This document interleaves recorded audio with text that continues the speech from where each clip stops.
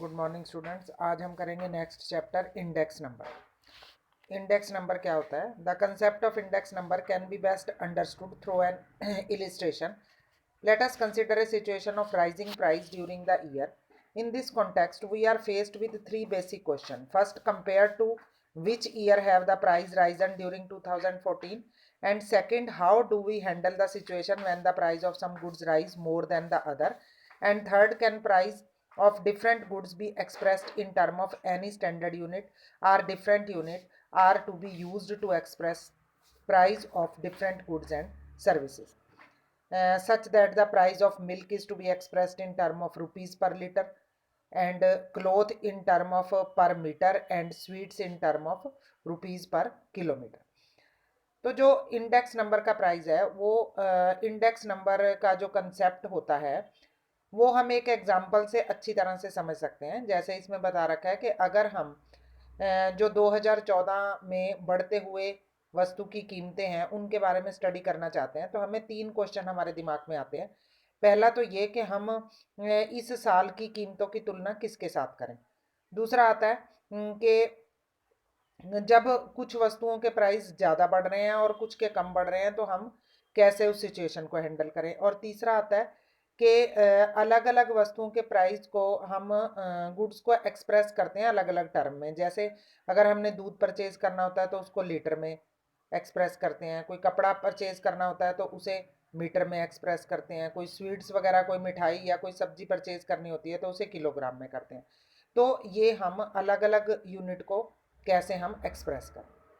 तो the study of index number answer all these questions. First, rise in price during 2014 would be studied only with reference to some previous year.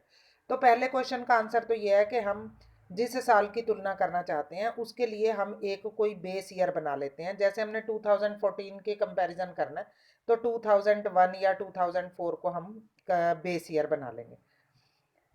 We have tended to rise would make no sense. 2017 will be treated as the current year and 2001 or 4 as the base year. Price during the base year are taken as 100 और price during the current year are related to the base year. तो हम जो base year होगा उसके price को 100 के साथ 100 मान लेंगे और जो करंट ईयर है उसके प्राइस के साथ उसकी कंपैरिजन कर लेंगे, so that we find out percentage change in price level over the year. तो इस तरह से हम जितने भी प्रतिशत परिवर्तन हुआ है उसकी गणना कर सकते हैं। Level of price is called the index of price.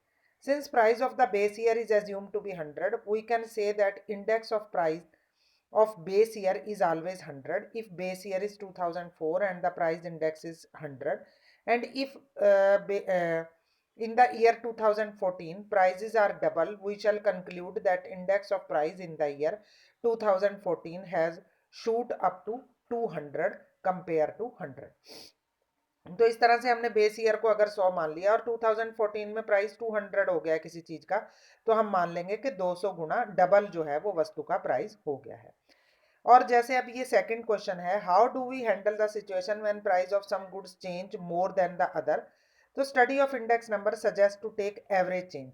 तो हम इसमें क्या करते हैं कि एवरेज चेंज ले लेते हैं। जैसे कि पोटैटो के प्राइस में जितना भी चेंज हुआ है इसी तरह से ओनियन के प्राइस में जितना चेंज हुआ है उन दोनों को प्लस करके 2 से डिवाइड कर देंगे। जैसे इसमें एग्जांपल दे रखा है कि ओनियन का प्राइस जो है वो 100 से 300 हो गया और पोटैटो का प्राइस 100 से 200 हो गया। तो 200 प्लस 300 400 500 को 2 से डिवाइड कर देंगे, 250 हम एवरेज चेंज ले लेंगे।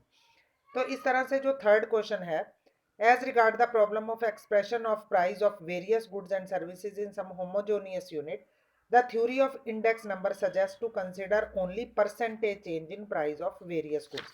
तो इसमें हम क्या करते हैं कि परसेंटेज चेंज ले लेते हैं अलग अलग वस्तुओं की। तो इसके लिए फिर लीटर मीटर किलोग्राम आदि का जो मूल्य है वो खत्म हो जाता है।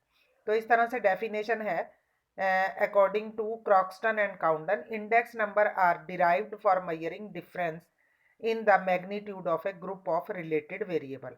ये related variable में जो भी अंतर होता है उसको मापने के लिए इंडेक्स नंबर का प्रयोग किया जाता है। इसकी विशेषताएं क्या होती हैं? सबसे पहला है measure of relative changes। Index number measure relative or percentage change in the variable over time। Index number of price, for example, is not simply a statement of price at different date. It present estimate of percentage change in the price over the year. तो इसमें हम relative change निकालते हैं। Relative change में हम क्या करते हैं कि प्रतिशत परिवर्तन निकालते हैं, जो बेस ईयर और करंट ईयर में चेंजेस होते हैं उसका प्रतिशत परिवर्तन निकाल लेते हैं। क्वांटिटेटिव एक्सप्रेशन, अब इसमें इंडेक्स नंबर में हम क्वालिटी को नहीं देखते, क्वांटिटेटिव देखते हैं, मात्रात्मक देखते हैं। जैसे हम ये देखेंगे कि बेस ईयर और करंट ईयर में कितने परसेंट चेंज हुआ है, जैसे 7% राइज हो गया प्राइस, किसी चीज का 3% हो गया या 4% हो गया। थर्ड है average. Index number show change in term of average. For example, when it is said that between the year 2013 and 14 price have risen by 7%, but it does not mean that price of all goods and services have uniformly risen by 7%. It only means that on an average there has been a 7% rise in the price of various goods and services. अब इसमें हम average औसत परिवर्तन को लेते हैं। जैसे हम ये कहते हैं कि 2 वर्षों में 7% वृद्धि हुई है वस्तु की कीमतों में, तो हम ये नहीं मानेंगे कि सभी वस्तुओं की हुई है। एवरेज ऐसा हमने ले लिया कि एवरेज औसतन जो है वो इतना वृद्धि या कमी हुई है। Difficulties or problem in the construction of index number. अब जब हम इंडेक्स नंबर को कंस्ट्रक्ट करते हैं तो उसमें हमें कई परेशानियां होती हैं। सबसे पहला है purpose of index number. There are various type of index number constructed with different objective. अलग अलग उद्देश्यों के आधार पर अलग अलग तरह के जो है वो इंडेक्स नंबर निकालने पड़ते हैं। Before constructing an index number one must define the objective. तो उद्देश्य के आधार पर हमें ये चुनना होता है, क्योंकि बहुत सारे तरीके होते हैं जिनसे हम इंडेक्स नंबर जो है वो कैलकुलेट कर सकते हैं। जैसे लेस्पियर का मेथड है, फिशर का मेथड है, पास्चे का मेथड है। तो कौन सा मेथड हम प्रयोग करें, इसमें बहुत परेशानी होती है। Second है selection of base year. Selection of base year is another problem in the construction of index number. Base year is the reference year. It is the year with which price of current year are compared as far as possible. Base year should be a normal year.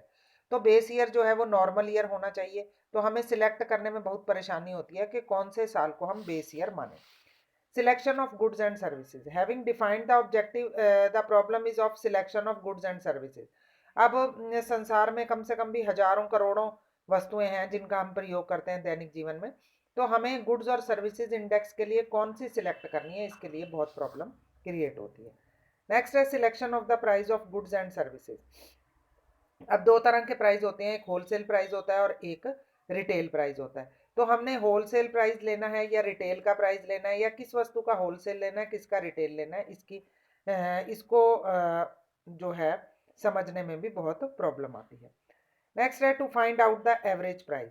In the construction of index number base year value is assumed to be 100 and other value of different year are related to 100. Thus if cloth price is rupees 5 per meter in the base year and it found to be 10 per meter in the current year, the index हो गया हमारा 10/5 multiply 100 is equal to 200 for the current year. Likewise, price relative for other commodity are worked out and average for these price relative is determined and compared with the base year value of 100.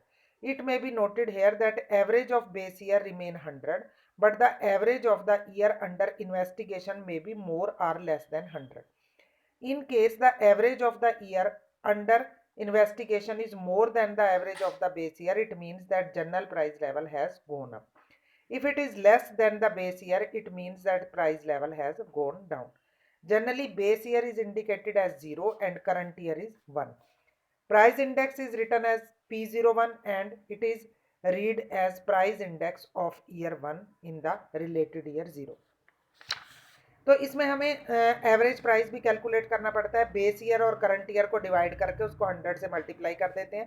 तो अगर base year से current year का price ज़्यादा आ रहा होता है तो हम मानते हैं कि जनरल प्राइस लेवल बढ़ गया है, और अगर कम आ रहा होता है तो हम मानते हैं कि कम हो गया। तो इसमें हम P0 लेते हैं बेस ईयर के लिए और P01 लेते हैं करंट ईयर के लिए। नेक्स्ट है selection of method of waiting. In working out the average price, every care should be taken for the relative significance of different commodity. While constructing index number, weights are accordant to the different commodity according to their relative significance. अब weight भी देने होते हैं, तो किस प्रकार से हम weight देते हैं, जितनी जितनी जिस चीज़ की का महत्व जो है वो ज़्यादा होता है उसको weight ज़्यादा दे दिए जाते हैं और जिसका कम होता है उसको कम दे दिए जाते हैं। तो वेट निर्धारित करने में भी काफ़ी प्रॉब्लम्स आती हैं। Problem of finding average. In finding out average value different kind of average में बी यूज्ड। अलग अलग तरह की औसत की गणना की जा सकती है, जैसे ज्योमेट्रिक एवरेज है, अर्थमेटिक एवरेज है, मीन है। तो सिलेक्ट करना मुश्किल होता है कि कौन से मेथड से हम एवरेज निकालें। Selection of formula. इसी तरह से इंडेक्स के फार्मूले भी कई तरह के हैं, जैसे बाउले मेथड है, फिशर मेथड है, पास्चे मेथड है, लेस्पियर मेथड है। तो कौन सा मेथड जो है वो सिलेक्ट करें। नेक्स्ट है एडवांटेजेस और यूजेस ऑफ इंडेक्स नंबर। लाभ क्या है इसका। पहला है measurement of change in the price level or the value of money. Most important use of index number is that index number measure the value of money. इससे मुद्रा के मूल्य का पता चलता है अलग अलग समय में। We can use index number to know the impact of change in the value of money on different section of the society. समाज के अलग अलग वर्गों के लिए मुद्रा के मूल्य में कितना परिवर्तन हुआ है, ये हम इंडेक्स के माध्यम से ज्ञात कर सकते हैं। Knowledge of the change in standard of living. जीवन स्तर की तुलना जो है वो भी हम इंडेक्स के माध्यम से कर सकते हैं कि क्या कि इनकम बढ़ने से जीवन स्तर में वृद्धि हुई है या नहीं हुई है। Adjustment in salary and allowances. तो इंडेक्स नंबर की सहायता से सरकार भी ये पता लगाती है कि कितने वेतन में वृद्धि करनी है, कितने अलाउंस वगैरह देने हैं। Useful to business community. Price index number serve as a useful guide to the business community in their planning and decision making. तो व्यवसायिक वर्ग के लिए भी नियोजन करना है या कोई निर्णय लेना है, ट्रेंड के आधार पर पता चलता है इंडेक्स नंबर के माध्यम से। Information regarding production. Index number of production show whether the level of agricultural and industrial production in the economy is increasing और डिक्रीजिंग। प्रोडक्शन लेवल बढ़ रहा है या कम हो रहा है, वो भी इंडेक्स के माध्यम से पता चलता है। तो इस तरह से एग्रीकल्चरल और इंडस्ट्रियल डेवलपमेंट की पॉलिसी सरकार तैयार कर सकती है। Information regarding foreign trade. और इंडेक्स नंबर के आधार पर ही हम पता लगा सकते हैं कि हमारा विदेशी व्यापार में वृद्धि या कमी किस प्रकार से चल रहा है, तो उसके आधार पर भी हम नीतियां तैयार कर सकते हैं। Useful to politicians. जो राजनीतिज्ञ होते हैं उनको भी जो हमारे देश की अर्थव्यवस्था है या आर्थिक स्थिति है उसके बारे में जानकारी इंडेक्स माध्यम से ही पता चल जाती है। Useful to government.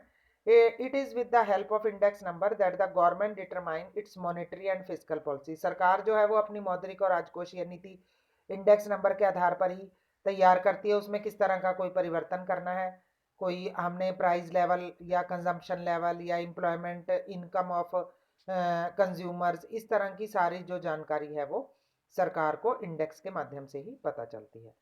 नेक्स्ट है लिमिटेशन ऑफ इंडेक्स नंबर। हानियां क्या क्या है। Not completely true. जो इंडेक्स हम तैयार करते हैं वो बेस ईयर पर आधारित होता है, पर अगर बेस ईयर ही हमने सही सिलेक्ट नहीं किया होता तो कई बारी इनके जो परिणाम हैं वो सही नहीं होते। International comparison it not possible. Different countries have different basis of index number, these do not help international comparison. तो ये इंटरनेशनल कंपैरिजन करना इसमें मुश्किल हो जाता है क्योंकि हर देश के अलग अलग इंडेक्स नंबर होते हैं। Difference of time. with the passage of time it is difficult to make comparison of index number। समय के साथ साथ जो बेस ईयर के साथ कंपैरिजन करना भी मुश्किल हो जाता है क्योंकि समय और परिस्थितियां जो है वो बहुत तेजी से बदलती हैं। Limited use. Index number are prepared with certain specific objective, if they are used for another purpose they may lead to wrong conclusion. तो किसी निश्चित पर्पस से ही हम इनका प्रयोग कर सकते हैं, अगर किसी अन्य पर्पस के लिए करते हैं तो रॉन्ग कंक्लूजन निकलते हैं। Lack of retail price index number. इसमें रिटेल प्राइस इंडेक्स नंबर का अभाव होता है क्योंकि मोस्टली जो इंडेक्स तैयार किया जाता है होलसेल प्राइस पर ही किया जाता है। अब है simple and weighted index number. Simple index number क्या होता है। These are the index number in which all item of the series are accorded equal weight or importance. तो इसमें हम इक्वल वेट देते हैं जब सिंपल निकालते हैं, जैसे all goods and services are to be accorded equal weight no matter whether sale purchase of certain goods is more than that of the other। और weighted index number क्या होता है। these are the index number in which different item of series are accorded different weightage। तो इसमें अलग अलग item को अलग अलग वेट दिया जाता है उनकी सेल या परचेज की क्षमता के आधार पर। Methods of construction. अब इसके कई मेथड्स हैं। सबसे पहले है सिंपल एग्रीगेटिव मेथड। इसका फार्मूला है P01।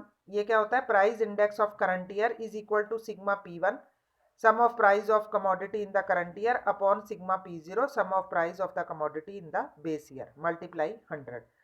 तो अब जैसे ये एग्जांपल दिया हुआ है इसमें प्राइस ऑफ 2004 एंड 2014, तो 4 को हम बेस ईयर मान लेंगे, ये P0 हो जाएगा, और 14 को हम करंट ईयर मान लेंगे, तो ये P1 हो जाएगा। तो कमोडिटीज़ हैं ABCDE, अमाउंट लिखेंगे, इनका प्राइस लिखेंगे, इनका टोटल कर लेंगे, सिग्मा P0 आ जाएगा 107 और P1 आ जाएगा 176। अब फार्मूला अप्लाई कर देंगे, 176 अपॉन 107 मल्टीप्लाई 100, तो आंसर आ जाएगा 164.49।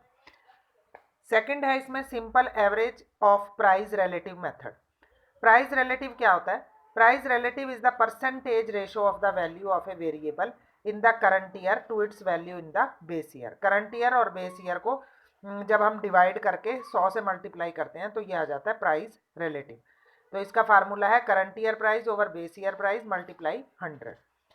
और simple average or price relative method का फार्मूला है P01 is equal to sigma P1 upon P0 multiply 100 upon n। तो ये क्वेश्चन है, जैसे कमोडिटी दे रखे हैं इसमें wheat, ghee, milk, rice, sugar.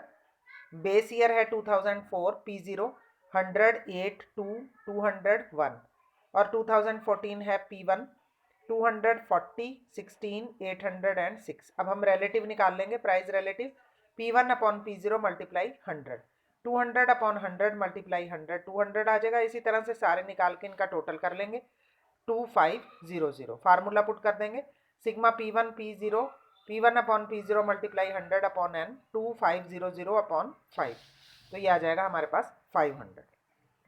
Next है कंस्ट्रक्शन ऑफ वेटेड इंडेक्स। अब इसमें क्या है, वेट दे रखे होंगे, तो इसका फार्मूला है P01 is equal to sigma RW upon sigma W।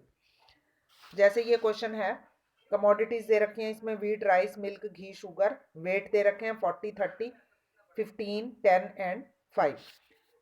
P0 100, 200, 2, 8 and 1। P1 है हमारे पास 200, 800, 16, 40 एंड 6। तो R निकाल लेंगे, P1 अपॉन P0 मल्टीप्लाई 100, फिर जो R है उसको W से मल्टीप्लाई कर देंगे, RW आ जाएगा। फार्मूला पुट कर देंगे 40,000 upon 100 multiply is equal to 400। Weighted aggregative method में क्या होगा, फार्मूला है इसमें अलग अलग हैं, एक लेस्पियर का है, पास्चे का है और फिशर का है। तो लेस्पियर का फार्मूला क्या होता है, P01 is equal to sigma P1 Q0 upon sigma P0 Q0 multiply 100। Paasche का है sigma P1 Q1 upon sigma P0 Q1 multiply 100। और फिशर जो है वो इन दोनों को मिला के है, sigma P1 Q0 upon sigma P0 Q0 multiply sigma P1 Q1 upon sigma P0 Q1 multiply 100 और अंडर रूट। तो फिशर का जो इंडेक्स नंबर है उसे ही आइडियल माना जाता है, क्योंकि इसमें दोनों की अच्छी क्वालिटीज़ होती हैं और इसके जो वो आते हैं रिजल्ट वो अच्छे आते हैं। तो हम ये एग्जांपल देखते हैं। इस एग्जांपल में हमारे पास आइटम्स दे रखी हैं। 2004 का प्राइस है, इसे P0 मानेंगे। क्वांटिटी है, इसे Q0 मानेंगे। 2014 के प्राइस को P1, क्वांटिटी को Q1। तो अब हम पहले P0 को Q0 के साथ मल्टीप्लाई कर देंगे, फिर P0 को Q1 के साथ मल्टीप्लाई करके टेबल बना लेंगे, फिर हम P1 को Q0 के साथ और P1 को Q1 के साथ। तो इस तरह से हमारा P0 Q0 आ जाएगा 635 सिग्मा, और P0 Q1 आ जाएगा 1450, P1 Q0 आ जाएगा 660, P1 Q1 आ जाएगा 1560। तो अब फार्मूले में ये सारी जो डिजिट फार्मूले में जो लगनी है उनको पुट कर देंगे, तो हमारे आंसर आ जाएंगे। लेस्पियर मेथड से 103.94, पास्चे से 107.59 और फिशर से 105। जो आंसर्स हैं वो इसमें अलग अलग ही आएंगे, फार्मूले जो हैं वो आपने अच्छे से इसको लर्न करना है। तो हमने ये जो इंडेक्स नंबर वाला चैप्टर है, इंडेक्स मेथड, ये हमने यहीं तक ही करना है। इसके बाद वाला जो है वो आपके सिलेबस में नहीं है, यहीं तक ही आपने इससे रिलेटेड जितने भी न्यूमेरिकल्स हैं पीछे वो आपने करने हैं, और इसी के साथ ही आपका जो सिलेबस है वो भी ख़त्म होता है। Thank you.